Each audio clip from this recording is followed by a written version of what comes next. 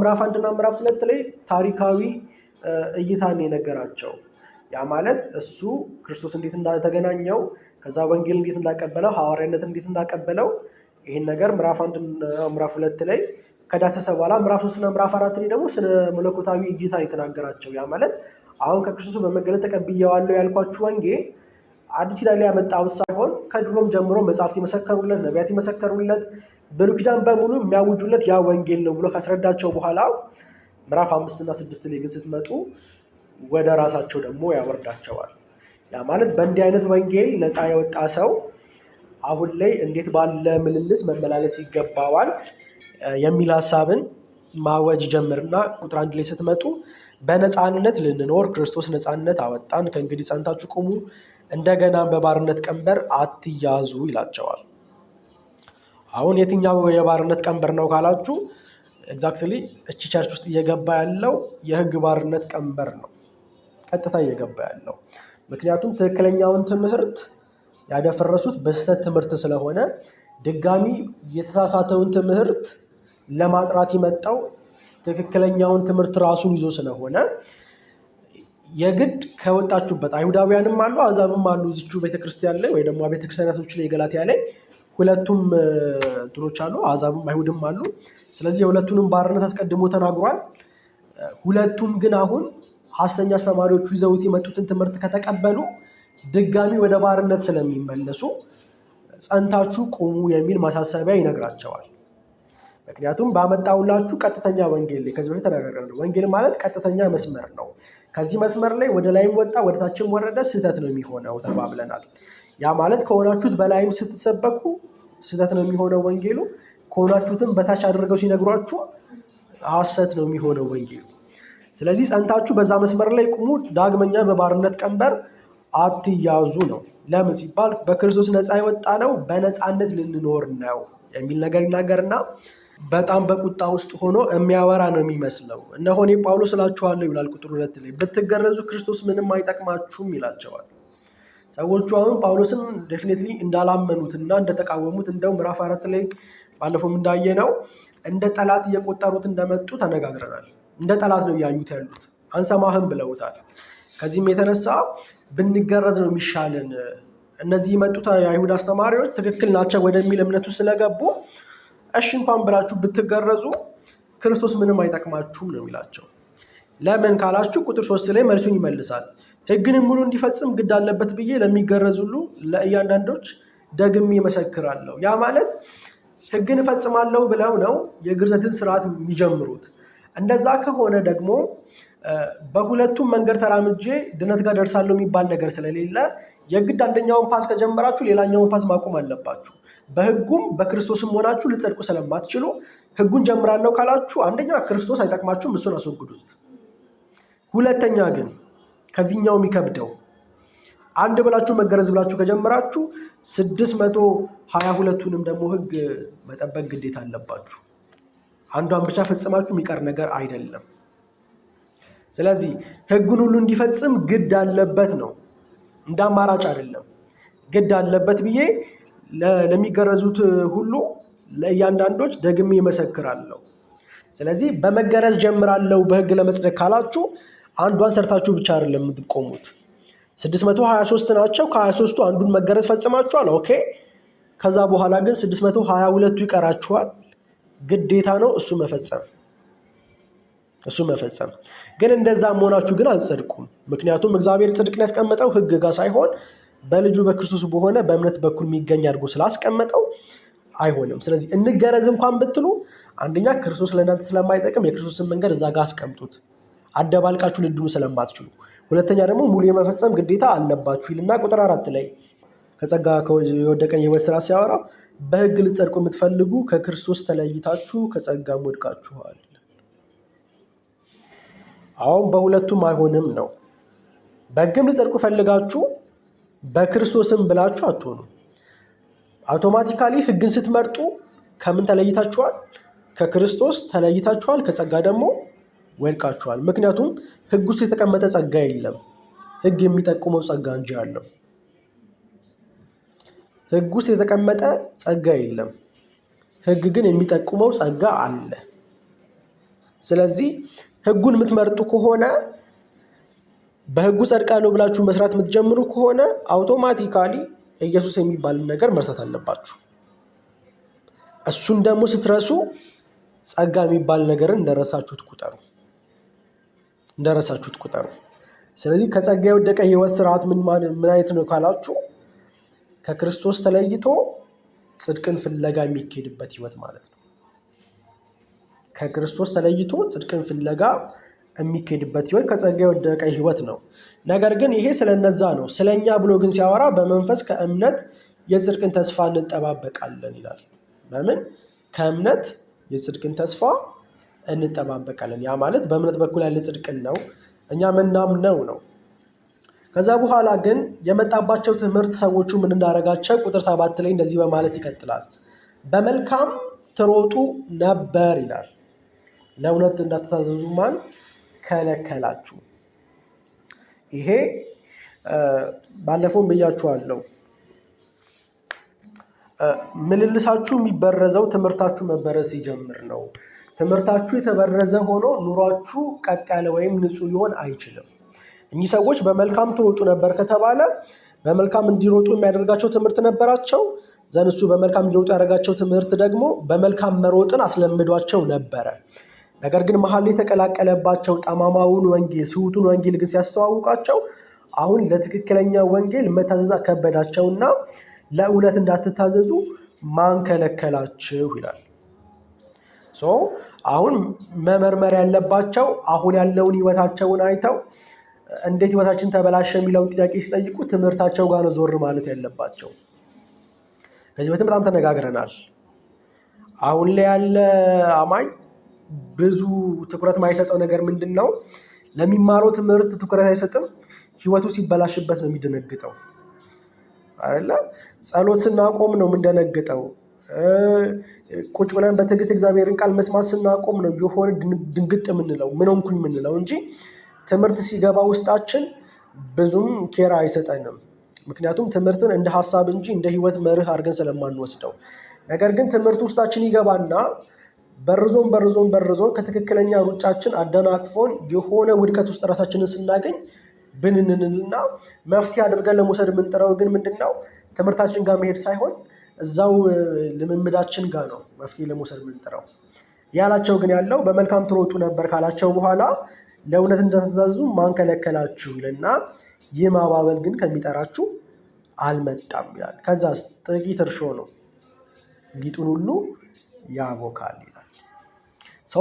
ትምህርት ላይ ተሳስታችሁ አኗኗር ላይ ትክክል ልትሆኑ አትችሉም።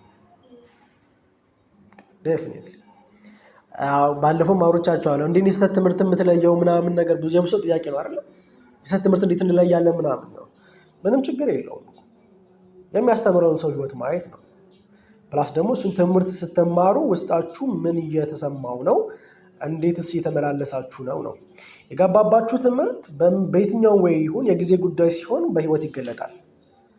ስለዚህ በህይወት የተገለጠ ምልልሳችሁን አይታችሁ ጸሎት የሚደብራችሁ ከሆነ፣ ወንጌል መስበክ የሚደክማችሁ ከሆነ፣ ማገልገልን የሚያስጠላችሁ ከሆነ፣ እንዲህ አይነት በሽታ ውስጣችሁ ከገባ ከበሽታው ጋር ትታገሉ። በሽታው ላይ የመጣው ቫይረስ ትምህርት ነው። ስለዚህ ያንን ትምህርት ነው ማውጣት ያለባችሁ። እያላቸው ያለውም ይሄንን ነው። አሁን በባርነት ውስጥ ነው ያላችሁት። ካልተገረዝኩኝ እያላችሁ ነው። ክርስቶስን ለቃችሁ ከጸጋ ወድቃችሁ ለመኖር የተጣደፋችሁ ነው ያላችሁት። አዎ፣ ይሄ ነገር ግን ከየት መጣ? ለእውነት እንዳትታዘዙ ያደረጋችሁ ማን ነው? በመልካም ትሮጡ ነበር፣ አሁን ግን እንደዛ አይደለም። ከየት መጣ ሲባል በስውር የገባ ትምህርት አለ። ያ ትምህርት እስካልወጣ ድረስ ባለው ቅድም እንዳልኳችሁ ሕፃንነት በማደግ የሚወጣበት ህይወት ሆኖ ሳለ እየጸለያችሁ ብትከርሙ ከሕፃንነት አትወጡ። አድጋችሁ ነው የምትወጡ ከሕፃንነት። አሁን ላይ ያለ ክርስቲያን እንደዛ የሚያደርጋ ያለ ይመስለኛል። የሚወጣበት በር ጠፍቶበት ዝም ብሎ የሚጸልይ ያለ ይመስለኛል። ከሆነ ከገባበት በአስተምሮ ስህተት ምክንያት ከገባበት አይነት ህይወት ውስጥ በጸሎት ለመውጣት ይታገለ ያለ ይመስለኛል። እያላቸው ያለው ይህንን ነው። በመልካም ከመሮጥ የጠፋችሁት የሆነች እርሾ ሊጥ የሆነው ማንነታችሁ ውስጥ ገብታ ነው። ስለዚህ ያቺ ትንሽ ሆነ የገባች እርሾ እናንተ የነበራችሁን ስትራክቸር ወይም ቅርጽ የማይሆን አድርጋ ትለውጠዋለች። ማውጣት ያለባችሁ መድፋት ያለባችሁ ይሄኛውን እርሾ ነው የሚላቸው። እርሾ መጽሐፍ ቅዱስ ላይ በሁለት መንገድ ተተርጉሟል። አንድ በመንግስተ ሰማይ ተመስሎ ተተርጉሟል። ሁለት ደግሞ ከስሁት ትምህርትና ከኃጢአት ጋር ተመስሎ ተተርጉሟል። ኢየሱስ ክርስቶስ ደቀ መዛሙርቱን ከፈሪሳውያን እርሾ ተጠበቁ ብሏቸዋል። ሐዋርያው ጳውሎስ ያንን የስሁቱን ትምህርት አውድ ተጠቅሞ ነው እርሾ የሚለውን ነገር የተጠቀመና የነገራቸው ያለው። አሁን የገባው የሐሰት ትምህርት ከዚህ በፊት የነበረውን የመልካም ትሮጡበትን አይነት የምልልስ ህይወታችሁን በርዞታል፣ ቀይጦታል፣ ሌላ አድርጎታል፣ ወጥሯችኋል፣ በትዕቢት ሞልታችኋል። ቁጥር 9 ላይ ደግሞ ካነብባችሁት የተለየ ነገር ከቶ እንዳታስቡ በእኔ በጌታ ስለ እናንተ ታምኛለሁ፣ የሚያናውጣችሁ ማንም ቢኖር ግን ፍርዱን ሊሸከም ነዋል። ያ ማለት ይህን እርሾ አምጥቶ እናንተ ላይ የጨመረው እሱ ፍርዱን ይሸከማል። ያ ማለት ምዕራፍ 1 ቁጥር 7 እና 8 ላይ 9 ላይም አለ የሚለው ነገር አለ። ማንም እኛ ከሰበክንላችሁ የተለየ ወንጌል መቶ ቢሰብክላችሁ የተረገመ ይሁን፣ ወይም አናቴማ ፍርድ ይጠብቀዋል፣ የእግዚአብሔር ጀጅመንት ይጠብቀዋል። ምክንያቱም የማይለወጠውን የእግዚአብሔርን ዘላለማዊ ዕቅድ የተቀመጠበትን ወንጌል የበረዘው እግዚአብሔር በምንም ታምር ይህንን ወንጌል በርዘ ምሕረት ሊያደርግልህ አይችልም። የመጨረሻ ጀጅመንት የሚጠብቅ ለዛ አሁን እናንተ በመልካም ትሮጡበት ከነበረው ውስጥ ይህን በርዘዋችኋል። አሁን በመልካም አይደለም እየሮጣችሁ ያላችሁት። ይሄ በምንድን ነው የተገለጠው? እርሾ ልክ ሊጡት እንደሚጨመር ነው የሆነባችሁ። ስለዚህ የጨመሩት ፍርዳቸውን ይቀበላሉ። እናንተ ግን እርሾውን አውጥታችሁ ድፉት ነው። እርሾውን አውጡና ድፉት።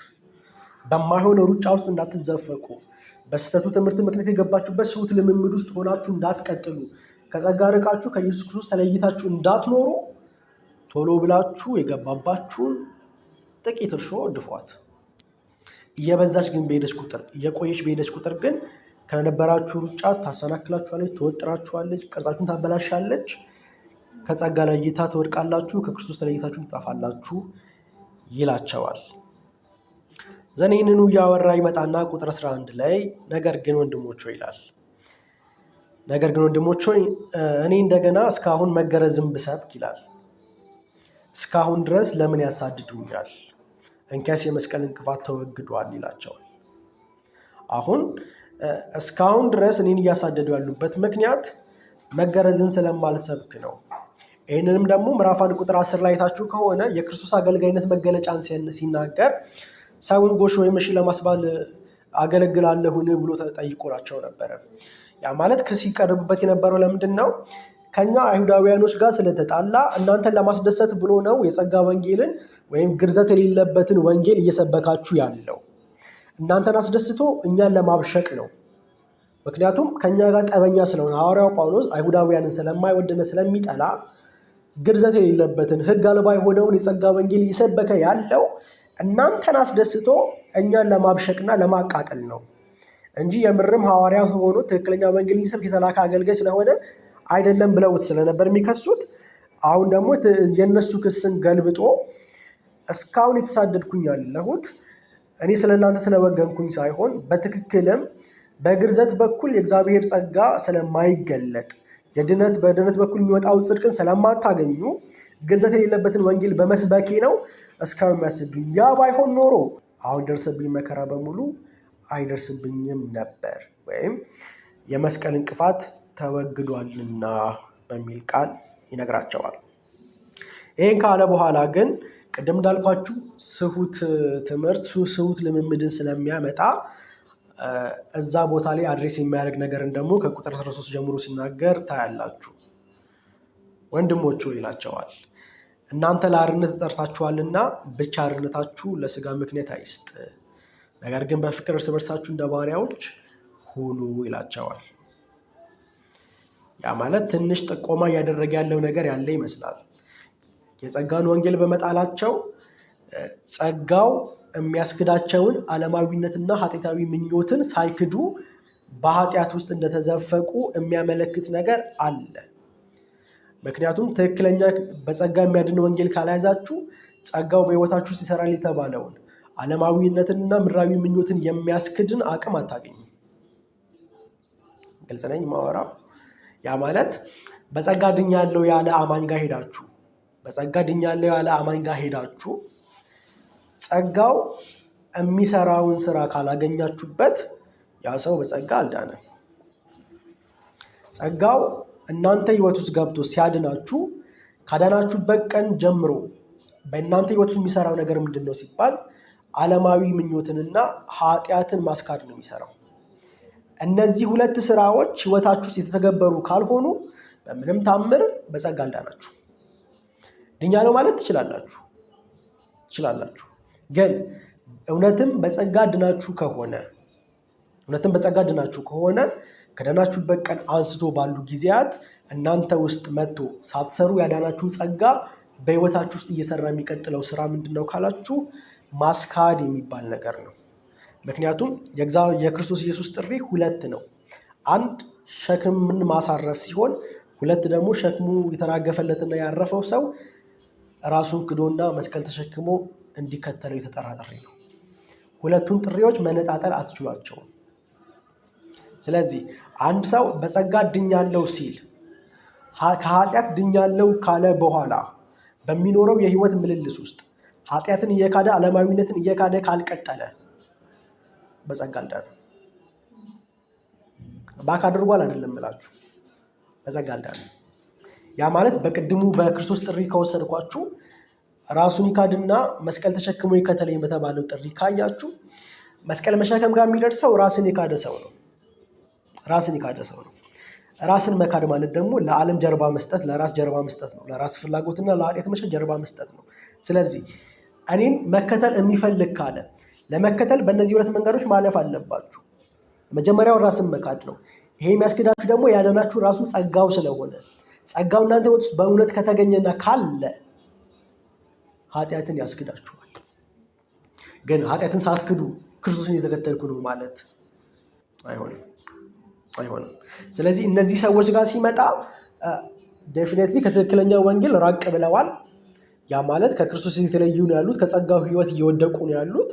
ይሄ ደግሞ ከጸጋው ህይወት መውደቃቸው በምን ተገለጠ ሲባል አርነታቸውን ለስጋዊ ምኞታቸው ማድረግ ፍቃድ መስጫ አድርገው ምክንያት አድርገው የተጠቀሙት ነው።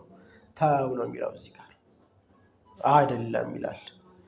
እንደዚህ ፖይንት ጋር ስትመጡ ቶሎ መባንን ያለባችሁ። ቀደም እንዳልኳችሁ ህይወታችሁ ከደፈረሰ ማይሆን እንትን ውስጥ ቀርቃር ውስጥ ከገባ በኋላ ሰው መባንን ያለባችሁ። ህይወታችሁ ትንሽ የተበረዘች ስትመጣ የማይሆን መንገድ እየሄዳችሁ እንደሆነ ሲገባችሁ ብንን ብላችሁ ምን አይነት ትምህርት ውስጥ ቢገባ ነው የሚለውን መፈተሽ ነው። ስለዚህ ምንድነው የሚላቸው? እናንተ ለአርነት ተጠርታችኋል አላቸው። ያ ለአርነት የተጠሩት ብቻ ግን አርነታችሁ ለስጋ ምክንያት አይስጥ፣ ነገር ግን በፍቅር እርስ በርሳችሁ እንደ ባሪያዎች ሁኑ። ህግ ሁሉ በአንድ ቃል ይፈጸማልና እርሱም ባልንጀራህን እንደ ራስህ አድርገህ ውደድ። ይጣሉ ነበር ማለት ነው። አይዋደዱም ነበር ማለት ነው። ያ ማለት አይሁድ አለ፣ አሕዛብ አለ፣ በውስጣቸው የሆነ ሽኩቻ እንዳለ የሚያመለክት ነው። ምክንያቱም ቁጥር 15 ላይ ነገር ግን እርስ በርሳችሁ ብትነካከሱና ብትበላሉ እርስ በርሳችሁ እንዳትጠፋፉ ተጠንቀቁ ይላል። ተጠንቀቁ ነገር ግን እላለሁ ይላል። አሁን በጣም እንድትሰሙ የሚፈልገው ክፍል ጋር ደርሻለሁ። ቁጥር 16 በመንፈስ ተመላለሱ። ለምን ለሚለው ጥያቄ የስጋን ምኞት ከቶ አትፈጽሙ። አሁን ቀጥሎ የሚያወራቸው የስጋ ስራና የመንፈስ ፍሬ ብሎ የሚዘረዝራቸው እናንተ የምታውቋቸው በጣም ብዙ ተግባራቶች አሉ። እኚህ ተግባራቶች ግን ምንጫቸው ጋር ሲደርስ በመንፈስ ተመላለሱ አለ። በመንፈስ መመላለስ ለምን ይጠቅማል ሲባል የስጋ ምኞት ለመፈጸም ይጠቅማል አላቸው። እንዴት? ቁጥር 17 ስጋ በመንፈስ ላይ መንፈስን በስጋ ላይ ይመኛልና እነዚህም እርስ በርሳቸው ይቃወማሉ፣ ስለዚህ የምትወዱትን ልታደርጉ አትችሉም። ይሄ ነው አሁን እየተገለጠባችሁ ያለው ህይወት ስለፈለጋችሁና ስለወደዳችሁ የምትኖሩት ህይወት ሳይሆን ስለተገዛችሁለት የምትኖሩት ህይወት ነው። ስለዚህ በስጋ ስራ ውስጥ ላለመገኘት ያላችሁ አማራጭ በመንፈስ መመላለስ ነው። ግን ለስጋ ተገዝታችሁ እየኖራችሁ ምንም ያህል ብትጸልዩ በምንም ታምር ከዛ ለመምሉ ስትወጡ የምትወዱትን ልታደርጉ አትችሉም ያላቸው። ምክንያቱም በአንድ አማኝ ውስጥ ሁለት አይነት ማንነቶች አሉ፣ መንፈስና ስጋ። ስጋ የሚለው የአዳማዊ ባህሪ ተፈጥሮን ሲሆን መንፈስ ደግሞ መንፈስ ቅዱስን ነው የሚለው። አሁን በሁለቱ መካከል ሁሌ ጠብ አለ። አማኙን ማንነት ለመቆጣጠር የሚደረግ ትግል አለ። ሁሌ ትግል ውስጥ ነው፣ ይቃወማሉ፣ ፋይት ላይ ነው ያሉት። ለምንድነው ፋይት የሚያደርጉት ሲባል አንተ የወደድከውን ማድረግ ስለማትችል ሁለቱ ተሽቀዳድመው አንተን ገዝተው የገዙት እነሱ የሚፈልጉትን ነገር እንድታደርግላቸው ነው የሚፈልጉት ሁለቱ። ስለዚህ አንተ እያደረክ ያለው ነገር አሁን ስለፈለክ የምታደርገው ነገር ሳይሆን ከሁለቱ ለአንዱ ስለተገዛህ የምታደርገው ነገር ነው። የመንፈስ ፍሬ በህይወት ውስጥ ከተገኘ አንተ በጣም ጎበዝ ስለሆንክ ሳይሆን በመንፈስ የተመላለስክ ስለሆንክ መንፈስ በአንተ ውስጥ የሚገልጠው ፍሬ ነው። በኃጢአት ምልልስ ውስጥ የተገኘው ለምንድን ነው ካልከኝ ለስጋ ማንነት ስለተገዛህ ነው። ስለዚህ ከሁለቱ ልትወጡ አትችሉም። ከሁለቱ አንዱ ስታደርጉት ትገኛላችሁ። ነገር ግን ከሁለቱ አንዱ ስታደርጉ የተገኛችሁት እንደ ሳት ብላችሁ ምናምን ሳይሆን አክቹዋሊ እዚህ ጋር የሚያወራው ሳታደርጓችሁ የምትሰሩትን ስራ አይደለም፣ ኃጢአት አይደለም የሚያወራው፣ ልማድ የሆነበትን ህይወት ነው የሚያወራው። የኃጢአት ልምምድን እንደ ህይወታችሁ አድርጋችሁ ስትቀጥሉ ያለ ጸጸት እንደው ለምዳችሁ በቃ የምትኖሩትን ህይወት ነው የሚገልጠው እዚህ ጋር። እንደዚህ አይነት ምልልስ ግን ዝም ብሎ የሚገኝ ሳይሆን ከሁለቱ ለአንዱ ማንነት ባሪያ በመሆንና ልጅ በመሆን የሚገኝ ነው። ስለዚህ ራሳችሁን ለመንፈስ መመላለስ ውስጥ አስገቡና በመንፈስ ተመላለሱ፣ አስገዙ ለመንፈስ። ለምን? የስጋ ምኞት አለመፈጸም ከፈለጋችሁ የምታደርጉበት መንገድ ይሄ ብቻ ነው። ጸጋ እናንተ ጋር መጥቶ ሲያድናችሁ እንዴት ነው ወክ ማድረግ ያለብኝ፣ እንዴት ነው መመላለስ ያለብኝ የሚለውንም ትምህርት አስተምሯችሁ ነው እንጂ የሚቀጥለው በቃ አድኗችሁ ዘናም ከዚህ በኋላ ያለውን ነገር ደግሞ እናንተ በዚህ ሄዳችሁ ትፈጽማላችሁ አይደለም። ጸጋው አድኗችሁ ትምህርትም አለው። የሚያስክዳችሁ ዓለማዊ ምኞትና ኃጢአት አለ። እስከዛም ድረስ ነው ጸጋው ስራውን የሚቀጥለው በእናንተ ህይወት ውስጥ እና ጸጋው በሚያሳየው ዓለምን በመካድ ህይወት ውስጥ እንዴት ነው የሚቀጥለው ካላችሁ ይኸው እግዚአብሔር ልጅነታችሁን ለማረጋገጥ ሰጣችሁ መንፈስ አለ። በዛ መንፈስ የሚመሩ እግዚአብሔር ልጆች እንደሆኑ ይታወቃሉ። ያ መንፈስ ደግሞ እነሱ ውስጥ ሲገባ የሚገልጠው የህይወት ስርዓት አለው። እነሱ እነማን ናቸው ሲባል ተዘርዝረዋል። ከሱ በፊት ግን የሚዘረዝረው የስጋ ስራዎቹን ነው። የስጋ ስራዎቹን ሲዘረዝር ጣዖትን ማምለክ፣ ሟርት፣ ክርክር፣ ጥል እያለ ይዘረዝራቸውና እነዚህን የሚያደርጉ ሁሉ የእግዚአብሔርን መንግስት አይወርሱም። በግሪኩ ሄዳችሁ ደግሞ እነዚህን በማድረግ የሚኖሩ ሰዎች የእግዚአብሔርን መንግስት አይወርሱም የሚል ትርጉም ይኖረዋል። ታዲያ ሲባል ይሄ ስጋ በእናንተ ውስጥ ሲገባ የሚሰራው ስራ ነው። ራሳችሁን ለስጋ ስታስገዙ፣ ለአዳማዊ ማንነት ስታስገዙ በእናንተ ውስጥ ሆኖ የሚሰራው ስራ ነው። ነገር ግን በመንፈስ መመላለስ ስትጀምሩ መንፈስ ደግሞ በእናንተ ውስጥ ሆኖ የሚያፈራው ፍሬ አለ። ይህ ፍሬ እናንተ ሮጣችሁ ለፍታችሁ ግራችሁ የምታፈሩት ፍሬ ሳይሆን እናንተ በመንፈስ ቅዱስ ቁጥጥር ስር ውስጥ ሆናችሁ ስትመላለሱ፣ ለመንፈስ ራሳችሁን ሰሚት ስታደርጉ የሚገለጡ ደግሞ ፍሬዎች አሉ። እሱም ፍቅር፣ ደስታ፣ ሰላም፣ ትዕግስት እያለ ይቀጥላል። ግን እነዚህ ህይወቶች በእናንተ ውስጥ እንዲገለጡ ከእናንተ የሚጠበቀው ራሳችሁን ከነዚህ ከሁለቱ ግሩፖች ውስጥ ለአንደኛው ሰሚት አድርጎ መቀጠል ነው። ይሄ ደግሞ አስተምሯችሁን መጀመሪያ ይጠይቃል። አስተምሯችሁን ይጠይቃል። በመሰረቱ በህግ እንጽደቅ የሚሉት የምርም ለእግዚአብሔር በመወገን ያለ ቅንነት ይመስላል። ያ ማለት ህጉ የእግዚአብሔር ነው፣ እግዚአብሔር ነው ህጉን ጠብቁ ያለው። ስለዚህ እግዚአብሔር ጠብቁ ባለው ህግ በኩል ብንጠብቅለት እንጸድቃለን የሚል አሰብሽን ኖሯቸው የሚያደርጉት። ነገር ግን እግዚአብሔር ህጉ የሚሰጠው በዚህ ኢንቴንሽን ስላልሆነ፣ ጽድቅን ያስቀመጠው ህግ ውስጥ ስላልሆነ እግዚአብሔር ይህም በማድረግ ህይወት ከህጉ ጋር ብቻ ሳይሆን የተጋጩ ያሉት ህጉን ከሰጠው ከእግዚአብሔር ጋር የተጋጩ ያሉት። እግዚአብሔርን በመጋጨት ውስጥ ደግሞ ሆናችሁ እግዚአብሔርን ለማስደሰት ደግሞ ስለማትችሉ የስጋዊ ማንነታችሁ ነው እየበረታ የሚመጣው። ምክንያት ከተባለ ህግ የተሰጠው ኃጢአትን ለማብዛት ነው ይላችኋል። ስለዚህ አብዝታችሁ ህግ ጋር የምትቀመጡ ከሆነ አብዝታችሁ ኃጢአተኝነታችሁ ነው የሚገለጠው። አብዝታችሁ ይሄ የስጋ ስራ ነው የሚገለጠው። ከዛ ይልቅ ኃጢአትን የሚያስክደው ጸጋ ጋር ግን ስትመጡ፣ የጸጋው ትምህርት ሲያገኛችሁ ግን በጸጋው አማካኝነት ልጅነትን ተቀበላችሁ። ልጅነትን ስትቀበሉ ደግሞ ሊመሰክራችሁ የተሰጣችሁ መንፈስ ጋር ስትጠጉና ከመንፈስ ባህሪ ስትካፈሉ ከእሱ ጋር በሱ ቁጥጥር ውስጥ መሆን ስትጀምሩና በሱ ምልልሱ ስትገቡ ግን እነዚህ መንፈስ ፍሬዎች ይገለጣሉ። ስለዚህ የፈለጋችሁትን ልታደርጉ አትችሉም። የወደዳችሁትን እያደረጋችሁ አይደለም እየኖራችሁ ያላችሁት። ልክ ሮሜ 7 ላይ እየታገለ እንደነበረው ሰው ላደርግ የምፈልገው ይሄንን ነው፣ ግን ደግሞ ሳደርግ የምገኘው ይሄኛውን ነው እንዳለው። ስለዚህ እዚህ ያለን በሙሉ በረታንም ደከምንም በእኛ ፍላጎት አይደለም እያደረግን ያለውን ነገር የምናደርገው። ውስጣችን ላይ በጣም ጠበኞች የሆኑ መቼም ሊስማሙ የማይችሉ ሁለት ማንነቶች አሉ። መቼም ሊስማሙ የማይችሉ ሁለት ማንነቶች አሉ። ፍላጎታቸው ሌላ ነው፣ አይገናኝም። ፍላጎታቸው የትኛው መስመር ላይ አታገናኙትም፣ አታስማሟቸውም። በውስጣችሁም ያሉት እነሱ ማንነቶች ልታደርጉ የምትችሉት ግን ምንድን ነው? ራሳችሁን ከሁለቱ ለአንዱ ጎራ ማስገዛት ነው። ማስገዛችሁ እናንተ አሁን መምረጥ የምትችሉት ማስተካከል የምትችሉት ውሳኔያችሁን ለማልገዛ የሚለውን እንጂ ምን ይታይብኝ የሚለውን እናንተ አትመርጡ። እናንተ መምረጥ የምትችሉት ለማን ነው ህይወቴን ማስገዛው የሚለውን ነው።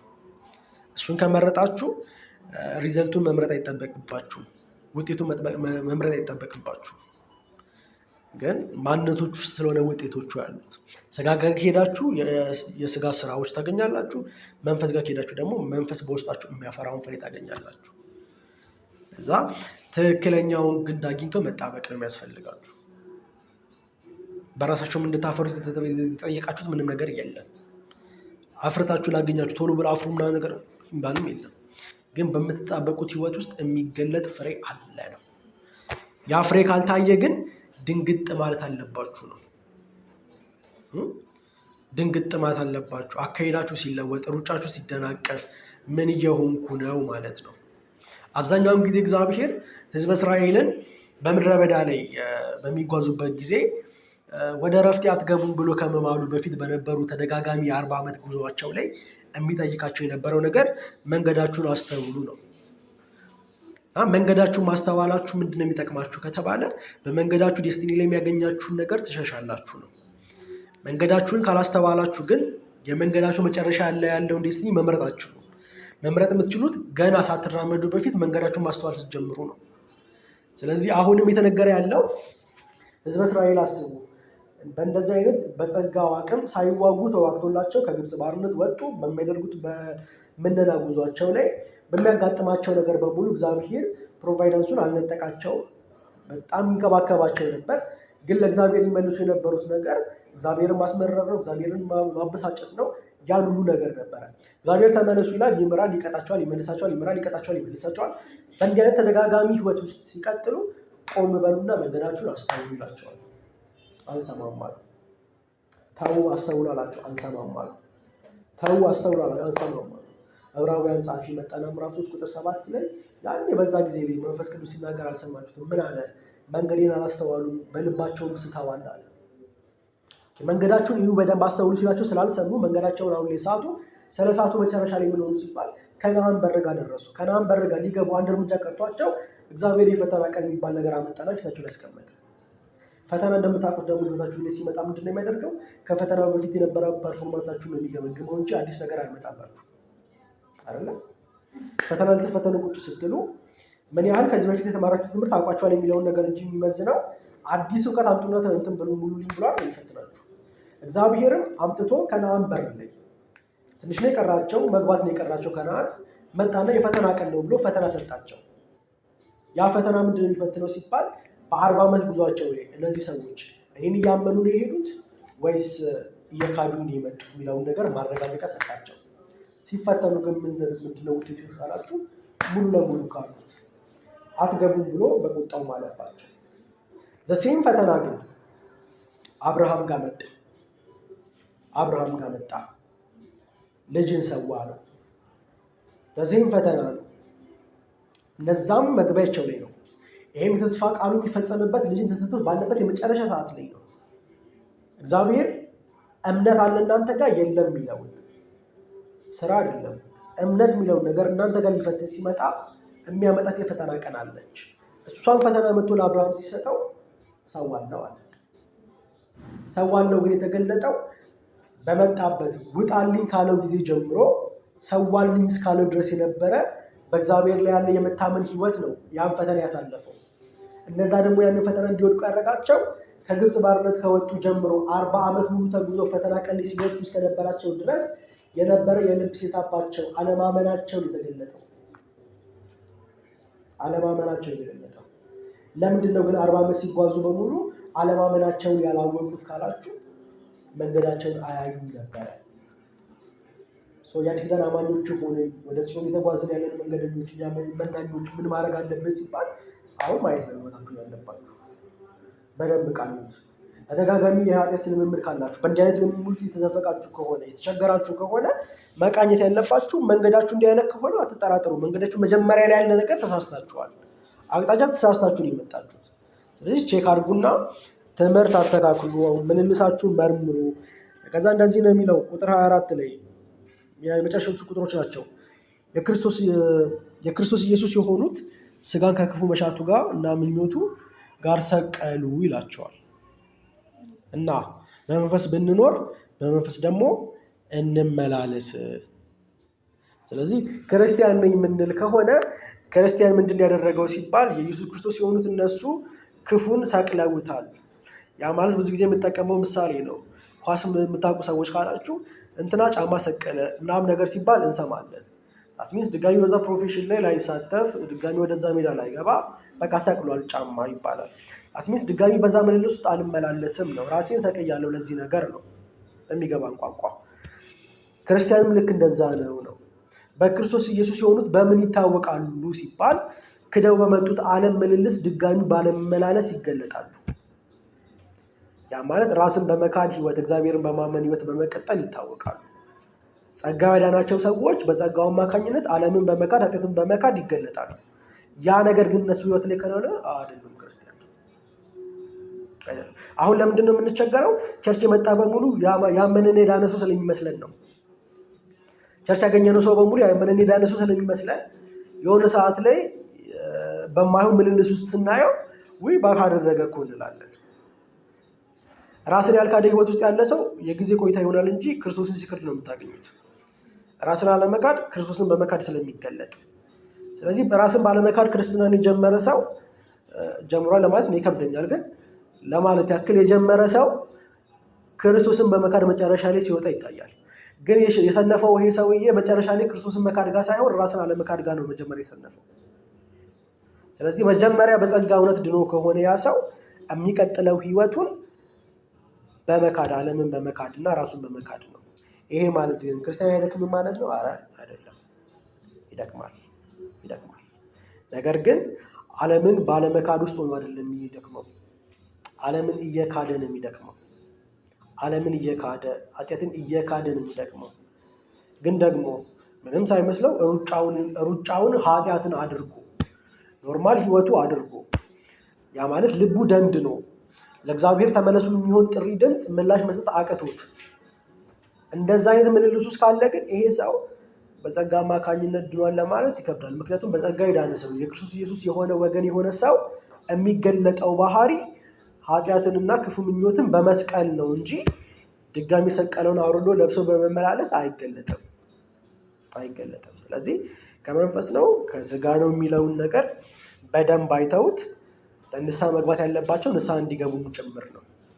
መንገዳቸው ትክክል ካልሆነ መንገዳቸው መጀመሪያ ላይ ያለው ውሳኔያቸው ትክክል ስላልሆነ እሱ ጋር ሄዳችሁ በንስሐ ተመለሱ።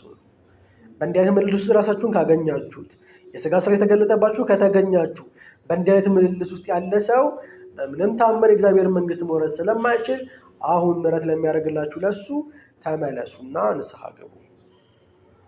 ስትገቡ ደግሞ የስጋ ምኞት ድጋሚ ላለመፈጸም ጸጋ የሚያስክዳችሁን ዓለማዊና ኃጢአታዊ ምኞትን ባለመካድ ውስጥ እንዳትቀጥሉ ከፈለጋችሁ በመንፈስ መመላለስ ግዴታችሁ ነው። ምክንያቱም በመንፈስ የሚመላለሱ እነሱ የስጋ ምኞት መፈጸም አይቻላቸውምና።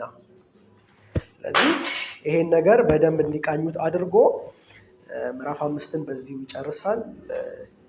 አንድ ምዕራፍ ይቀረናል። እሱን ቀጣይ ሳምንት ጌታ ከፈቀደ ጨርሳለን። ጸጋ ይብዛላችሁ። ቴንኪው ስለሰማችሁ።